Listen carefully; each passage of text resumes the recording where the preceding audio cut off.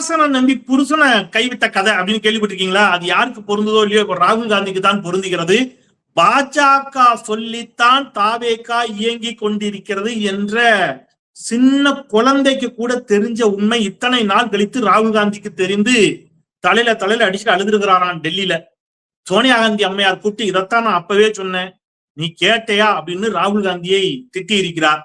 ஏன் இதெல்லாம் நடந்துச்சு அப்படின்னு கேட்டீங்கன்னா, ராகுல் காந்தி பிரதமர் ஆசையில் பிரதமர் ஆகலாம் என்ற கனவோடு இருந்து கொண்டிருந்த பொழுது விஜய் அவருடைய கனவில் ஒரு பெரிய பாறாங்கல்ல தூக்கி டொம்முன்னு போட்டாரு. ஞாபகம் இருக்கா? 2 நாளைக்கு முன்னாடி தான் போட்டாரு, உங்களுக்கு மறந்துருக்கும்னு நினைக்கிறேன். அதைத்தான் நாம இன்னைக்கு இந்த வீடியோவில் பேச இருக்கின்றோம். மீண்டும் ஸ்டாலினுக்கு தூதுவிட்ட ராகுல், ஸ்டாலின் சொன்ன பதில் என்ன தெரியுமா அப்படிங்கிறத விரிவாக இந்த வீடியோவில் பேச இருக்கின்றோம், பார்க்க இருக்கின்றோம். வீடியோக்கு செல்வோம்.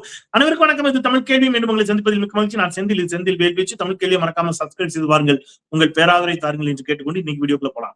ஒரு 2 days பிஃபோர், ரொம்ப நாள் இல்ல, ஒரு 2 days பிஃபோர் தொகுதி மறுவரையறை மசோதா தொடர்பாக சட்டமன்றத்துல ஒரு தீர்மானம் கொண்டு வரப்பட்டு அதன் மீது எல்லாரும் பேசுறாங்க.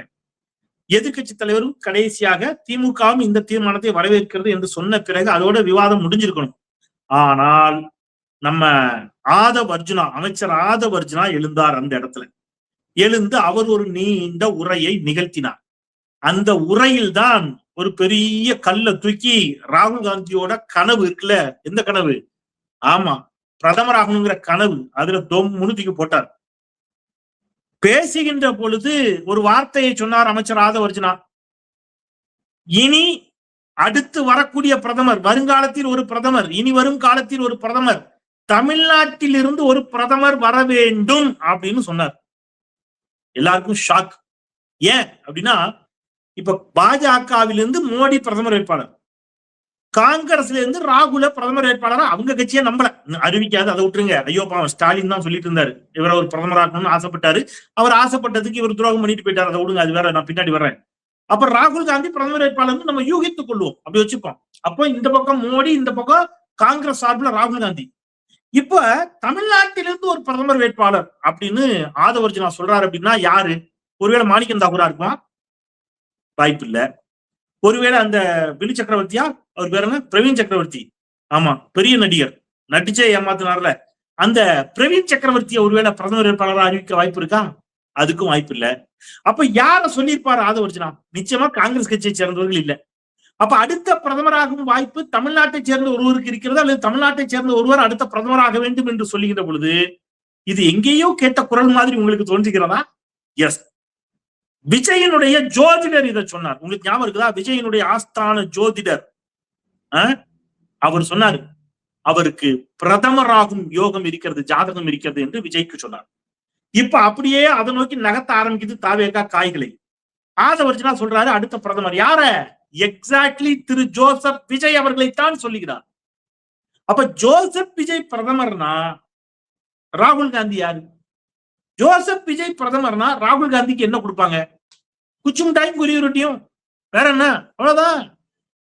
எல்லாம் அண்ணன் பேச்ச கேட்டு நடக்கணும், அண்ணன் சொன்ன மாதிரி கேட்டுக்கணும். அண்ணன் உனக்கு வரும்போது குச்சும் டைம் குறி ரொட்டியும் வாங்கிட்டு வருன்ட்டு யாரு? விஜய் சொல்லி ராகுல் காந்தி குச்சும் டைம் குறி ரொட்டியும் கொடுக்க போறாங்க. இதுதான் நடக்க போகுது. ஆனா I am very very happy. ஏன்னா சொந்த கட்சிக்காரர்களே ராகுல் காந்தியை பிரதமர் என்று அறிவிக்க தயங்கிய பொழுது முத்துவேல் கருணாநிதி ஸ்டாலின் என்ற ஒரு மாபெரும் தலைவர் தமிழ்நாட்டில் சொன்னார், இந்தியாவை காப்பாற்றுவதற்கு ராகுல் காந்தியால் முடியும், ராகுல் காந்தி தான் பிரதமர் வேட்பாளர்னு அறிவிச்சார். அவருக்கு துரோகம் பண்ணதுக்கு இப்ப ராகுல் காந்தி என்ன செய்யறாரு? அனுபவிக்கிறார். இப்ப இதுல என்ன சிக்கல் அப்படின்னு கேட்டீங்கன்னா, இத கேள்விப்பட்டதுல இருந்து ராகுல் காந்திக்கு பயங்கர ஒரே ஓன்னு கத்தி அழுதுருக்கிறாரு அவங்க அம்மாட்ட. மம்மி இப்படி சொல்லிவிட்டாரு, நான் என்ன எப்படியா பிரதமர் ஆக்குவாரு விஜய் கூட நீங்க நீங்க எப்படியாவது ஸ்டாலினுக்கு துரோகம் பண்ணுங்க, தைரியமா பண்ணுங்க, பயப்படாதீங்க, காங்கிரஸ் பிளட்டே அதான், நீங்க ஒண்ணும் பயப்படாதீங்க, தைரியமா பண்ணுங்க. அப்படி மட்டும் நீங்க துரோகம் பண்ணிட்டீங்கன்னா விஜய்க்கு கேரளால நிறைய ஃபேன்ஸ் இருக்காங்க, கர்நாடகால நிறைய ஃபேன்ஸ் இருக்காங்க, ஆந்திராவில நிறைய ஃபேன்ஸ் இருக்காங்க. அந்த ஃபேன்ஸ் எல்லாம் உங்களுக்கு ஓட்டு போடுவாங்க. நீங்க பிரதமராகலான்னு என்னைய நம்பி சொன்னாங்களே மம்மி, நான் நம்பி ஏமாந்துட்டேனே மம்மின்னு அழுதுக்கிறாரு. யார்கிட்ட? சோனியா காந்தி அம்மையார் அவர்களிடம்.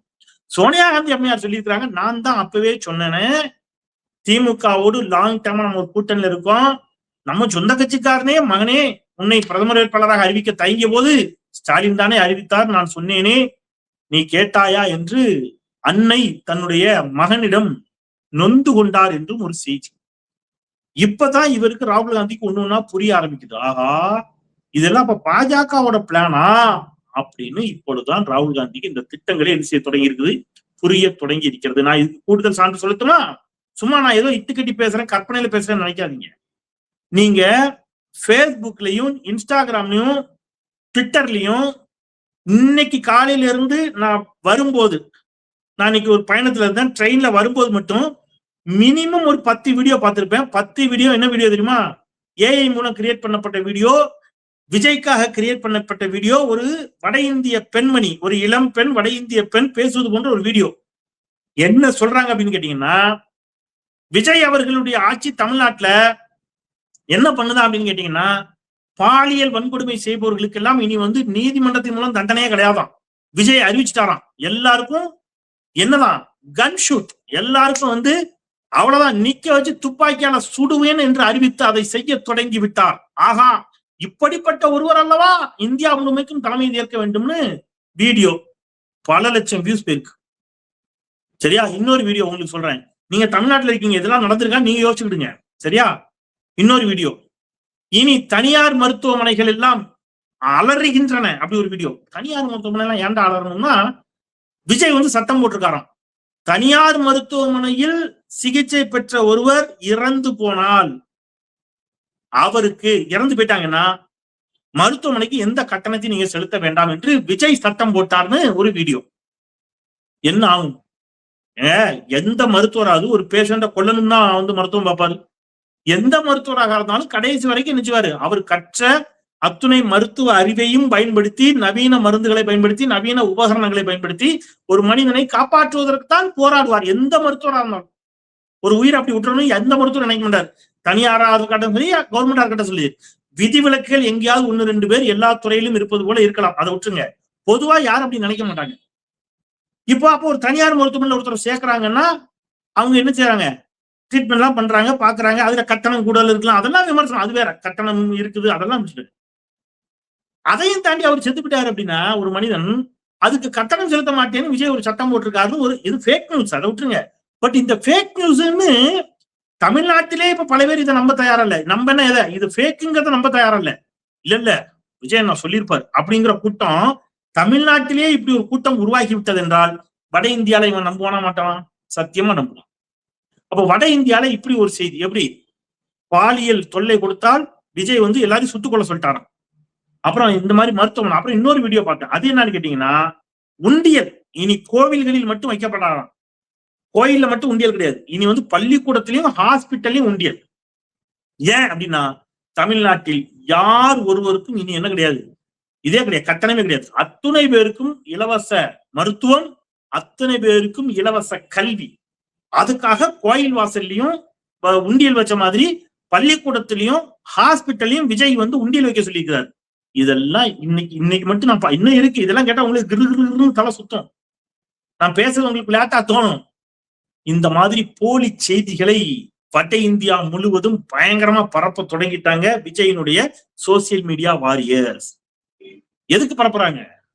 விஜயை அடுத்தது நாடாளுமன்ற தேர்தலில் அவரை பிரதமர் வேட்பாளரை நோக்கி நகர்த்துவதற்கான வேலைகள் தொடங்கிவிட்டன. இப்ப ராகுல் காந்தி நிலைமை கொஞ்சம் யோசிச்சு பாருங்க. இப்ப தாவேகா காங்கிரசுக்காக மட்டும் தொகுதி மறுவரையறையை எதிர்க்கவில்லை. தாவேகாவுக்குமே சிக்கலு. 800 சீட் ஆயிப்போச்சுன்னு வைங்க, தாவேகா என்ன பண்ணும்? சிக்கலு.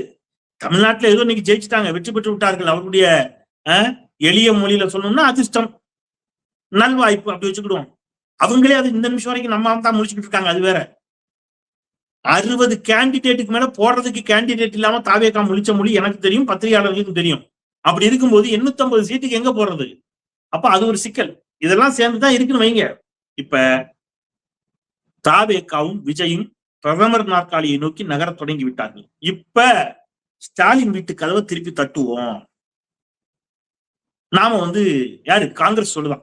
காங்கிரஸ் அப்படி நினைச்சுக்குதான். எனக்கு ஒரு செய்தி, வேமாசு இல்லாம நம்ம போய், ஏன்னா பாஜகவோட இவங்க என்ன செஞ்சாங்க, ஒரு உடன்படிக்கை போட்டாங்க. யாரு? தாவேகா விஜய் பாஜகவோட உடன்படிக்கை போட்டாரு. ஒருவேளை விஜய் பிரதமர் ஆகலைன்னா, ஒருவேளை பிரதமராக வாய்ப்பு இல்லைன்னா தாவேகா எம்பிக்கள் எல்லாம் பாஜக யாரை பிரதமர் வேட்பாளர் என்று சொல்லுகிறதோ அவங்கள கையை காட்டணும், அவங்கள ஆதரிக்கணும். இந்த இடத்துக்கு நகர்ந்துட்டாரு, நாம திருப்பி ஸ்டாலின்டே போயிருவோம்னு சொல்லி ஸ்டாலின் வீட்டு கதவை தட்டுவதற்கு காங்கிரஸ் முயற்சி செய்ததாக ஒரு செய்தி. போய் பெல் அடிச்சு பார்த்திருக்காங்க. அவர் ஸ்டாலின் அந்த வீட்டுக்கு இதுல கதவுல வச்சிருப்பாங்க தெரியுமா, இங்க இருந்து வெளியில இருந்து பார்த்தா யாருன்னு தெரியும், அது வழியா யாருன்னு பார்க்க சொல்லியிருக்காரு. பார்த்துட்டு ஐயா காங்கிரஸ்காரங்க வந்திருக்காங்க, திருப்பி ஏதோ கூட்டணி வைப்பாங்க போல தெரியுது அப்படின்னு சொன்னதுக்கு அவரு இப்பதான் நான் நிம்மதியா இருக்கேன், இப்பதான் நான் மகிழ்ச்சியா இருக்கேன், வெற்றி தோல்வி தான் ரெண்டாவது, அவங்களை இந்த பக்கமே வந்துடக்கூடாதுன்னு சொல்லு, அவங்க சங்காத்தமே நமக்கு வேண்டாம், முடிஞ்சா துரத்தி அடிச்சு விரட்டி விட்டுருட்டாங்க. அதனால காங்கிரஸ் இப்ப திமுக பக்கமும் வர முடியாம என்ன செய்யறதுன்னு தெரியாம விழித்து கொண்டு விழிபிதுங்கி நிற்கிறது காங்கிரஸ். மற்ற கட்சிக்கெல்லாம் பிரச்சனை இல்லை, இப்ப ஐஎம்எலுக்கோ மற்றவங்களுக்கோ பிரச்சனை கிடையாது. ஏன்னா இப்ப நீங்க எப்படி யோசிச்சு பாருங்க, விஜய் பிரதமர் ஆயிட்டாரு, ஒரு உதாரணத்துக்கு ஆயிட்டாரு அப்படி வச்சுக்கோங்க, ஆயிட்டாரு. ஐஎம்எல்லாம் என்ன விஷயம், கூச்சமே படாது, டக்குன்னு ஒன்றிய அமைச்சரவையில் ஒரு மத்திய அமைச்சர் பதவி இல்லையா, அவ்வளவு ஆதரவு கொடுத்துட்டு போயிருவாங்க. பாஜகவை வரவிடாமல் தடுக்க வேண்டும் என்ற ஒற்றை காரணத்திற்காக அப்படின்னு சொல்லி கம்யூனிஸ்ட் கட்சி கூட ஆதரிச்சாலும் ஆதரிக்கணும், இவங்கெல்லாம் அந்த பக்கம் போயிடலாம், ஒரு வாதத்துக்கு சொல்றேன். ஆனா காங்கிரஸ் என்ன பண்ணும், காங்கிரஸ் என்ன செய்யும், ராகுல் காந்தி பிரதமராகிற கனவோடு இருக்கக்கூடிய காங்கிரஸ் தலையில மண்ணு விழுந்திருக்கு. இப்ப இவ்வளவு சிக்கல் தமிழ்நாட்டுல போயிட்டு இருக்குது. ஏன் நான் சொல்றேன்னா, இந்த பிரச்சனை எங்க ஆரம்பிச்சது, பாஜகவும் காங்கிரசும் மிக நெருக்கமாக இருக்கிறார்கள். நான் ஒரு உதாரணம் சொல்லட்டுமா, ரொம்ப எளிய உதாரணம் சொல்றேன். பிரியங்கா காந்தி அவர்களும் மாணிக்கம் தாகூர் அவர்களும் பாஜக அளித்த விருந்து, இதுல தேநீர் விருந்துல யாரு சபாநாயகர், மக்களவை சபாநாயகர் அளித்த தேநீர் விருந்தில் பிரியங்கா காந்தி அவர்களும் மாணிக்கம் தாகூர் அவர்களும் கலந்து கொள்கிறார்கள் என்று சொன்னால், பிரியங்கா காந்தி உறுதியா கலந்துக்கிட்டாங்க, எல்லா போட்டோவும் இருக்கு. அப்ப பிரியங்கா காந்தி அவர்களுக்கு பாஜகவை சேர்ந்த மக்களவை சபாநாயகர் அளித்த தேநீர் விருந்தில் கலந்து கொள்ள வேண்டிய அவசியமும் தேவையும் எங்கிருந்து வந்துச்சு, அப்ப காங்கிரசும் பாஜகவும் ஒன்னாத்தான் இருக்கிறாங்க. ரைட்டா, உங்களுக்கு தோணும் ஏங்க ஒரு தேநீர் விருந்துக்கு போனதுக்கு எல்லாம் வச்சு நீங்க இப்படி சொல்லுவீங்களா அப்படின்னா, இந்த இது போன வருஷம் பிரியங்கா காந்தி பாஜக அளித்த தேநீர் விருந்தில் கலந்து கொள்கிறார். இந்த வருஷம் கனிமொழி அவங்க அந்த தேநீர் விருந்துக்கு போயிருக்கிறாங்க, ஒரு எம்பியாக, ஒரு நாடாளுமன்ற உறுப்பினராக, நாடாளுமன்ற மக்களவை தலைவர் சபாநாயகர் அளிக்கிற தேநீர் விருந்துல எல்லா கட்சிக்கும் அழைப்பு உண்டு, எல்லா கட்சியும் கலந்துக்குது. திமுக சார்பில் கனிமொழி அவர்கள் கலந்து கொள்கிறார்கள். பார்த்தீர்களா, போயிட்டாங்க அப்படின்னு இங்க இருந்து ஒரு குரூப் கிளம்புது. நான் என்ன சொல்றேன், பிரியங்கா காந்தி போனாங்களே அதே டி பார்ட்டிக்கு, அப்ப பிரியங்கா காந்தி பிஜேபியோட சேர்ந்துட்டாங்க. ஏன் இதை சொல்றேன்னா, இன்னைக்கு 2 நாளா என்ன நடக்குதுன்னு கேட்டீங்கன்னா, ஏன் பாஜக பக்கம் திமுக போயிடுச்சுன்னு ஒரு கதையை கிளப்பிட்டே இருக்காங்க. ஏன் இந்த கதை திருப்பி திருப்பி கிளப்பப்படுகிறது, கோயம்புத்தூர்ல ஒரு மாணவன் கொடூரமாக படுகொலை செய்யப்பட்டிருக்கிறான். என்ன காரணம், போதை பொருள் விற்பனை தொடர்பாக புகார் அளித்ததற்காக படுகொலை. அரசு என்ன சொல்லுது, இது கோஷ்டி முதல்ங்குது. எப்படி சொல்ல முடியும் முழுமையான விசாரணை வருவதற்கு முன்பாக? அப்ப போதை தலை விரித்தாடும் கஞ்சா விற்பனை, போதை பொருள் விற்பனையில் இருந்து மக்களை மடைமாற்றுவதற்கு, திசை திருப்புவதற்கு அரசு இந்த வேலை செய்யுது. நேத்து ஒரு மாணவன் படுகொலை, அந்த அதிர்ச்சியிலிருந்து மீள்வதற்குள் இன்னைக்கு திருவள்ளூரை சேர்ந்த ஒரு மாணவன் படுகொலை செய்யப்பட்டு கல்லறையின் மீது படுக்க வைக்கப்பட்டிருக்கிறான், அவனுடைய சடலம் படுக்க வைக்கப்பட்டிருக்கிறான். அதுக்கு பின்னாடியும் போதை தான், போதை பிரச்சனை தான் காரணம். அப்ப போதையால் தினசரி இங்கே படுகொலைகள் அரங்கேறி கொண்டிருக்கின்றன. கொடூரமா இருக்கு. ஒரு பெண் காவலர் கொடூரமாக கொலை செய்யப்படுகிறார். இதெல்லாம் மடை மாற்றுவதற்கு, நாளொரு மேனியும் பொழுதொரு வண்ணமாக சீரழிந்து சின்னாபின்னப்படக்கூடிய சட்டம் ஒழுங்கை மடை மாற்றுவதற்கு இவங்க என்ன செய்யறாங்க, இந்த பிரச்சனைகள் எடுத்து திருப்பி திருப்பி திருப்பி திருப்பி பாஜகவும் திமுகவும் இப்படியான ஒரு நரேட்டிவை செட் பண்றதுக்கு, நான் எல்லாரையும் சொல்லல, ஒரு சில ஊடகங்களும் இங்க என்ன செய்றாங்க, இதே பேசுபொருளா எடுத்துக்கிட்டு பேசிக்கிட்டு விவாதிச்சுக்கிட்டு இது தொடர்பான செய்திகளை போட்டுக்கிட்டு, இவங்க யாரும் எதை பத்தி வாதிக்கல, படுகொலை செய்யப்பட்ட அமுதனை பற்றி. ஏன் அமைச்சர் இப்படி சொன்னார், அது கோஷ்டி பூசல் என்று ஏன் சொன்னார் என்பதை பற்றி, இந்த மாதிரி எதை பற்றி இவங்க விவாதிக்க தயாராக இல்லை. அப்ப நாடு எதை நோக்கி போய்கொண்டிருக்கிறது என்பதை கற்றறிந்த தமிழ் சமூகம் என்ன செய்யணும், சிந்தித்து பார்க்க வேண்டும் என்பதற்காக நான் நினைக்கிறேன், இதை சொல்றேன். இவ்வளவு சிக்கல் இருக்குது, இதன் மத்தியிலவா நாம வாழ வேண்டி இருக்குது, தொடர்ந்து போராட வேண்டி இருக்குது. இன்னும் நாம என்ன செய்யணும், அதிகமாக போராடுவோம், நிச்சயமாக ஒரு நாள் இல்லையே ஒரு நாள் விடியல் பிறக்கும், விடிவு காலம் பிறக்கும். நம்பிக்கையோடு அதுவரை நாம் சண்டை செய்வோம் என்று சொல்லி மீண்டும் ஒரு முறை தமிழ் கேள்வி சப்ஸ்கிரைப் செய்து பாருங்கள், உங்கள் பேராதரை தாருங்கள் என்று கேட்டு விடைபெறுகின்றேன். குரலற்றவர்களின் குரலாய் நான் செந்தில். நன்றி.